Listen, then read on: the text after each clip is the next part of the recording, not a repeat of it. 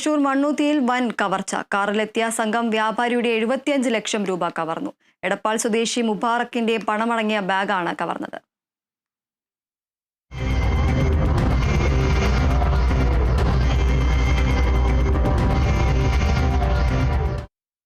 പുലർച്ചെ 5 മണിയോടെയായിരുന്നു സംഭവം.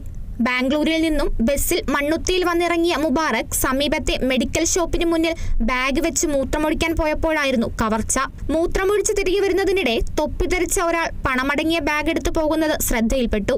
ഇതോടെ ഇയാളുമായി പിടിവലിയുണ്ടായെങ്കിലും മോഷ്ടാവ് മുബാറക്കിനെ തള്ളി നിലത്തിട്ട് ബാഗുമായി കാറിൽ കയറി രക്ഷപ്പെടുകയായിരുന്നു. ഇന്നോവ കാറിലെത്തിയ 4 അംഗ സംഘമാണ് മോഷണത്തിന് പിന്നിൽ. മണ്ണുത്തി ഭാഗത്തേക്കായിരുന്നു ഗ്രേ കളർ ഇന്നോവയിൽ സംഘം രക്ഷപ്പെട്ടത്.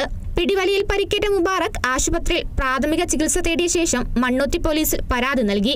അറ്റ്ലീസ്റ്റ് ട്രാവൽസ് ഉടമയായ മുബാറക്കിന് ബസ് വിറ്റ് കിട്ടിയ പണമാണെന്നും കുറി കിട്ടിയ പണമാണെന്നുമാണ് പോലീസിന് മൊഴി നൽകിയിട്ടുള്ളത്. CCTV ദൃശ്യങ്ങൾ ഉൾപ്പെടെ കേന്ദ്രീകരിച്ച് പോലീസ് അന്വേഷണം ഊർജിതമാക്കി.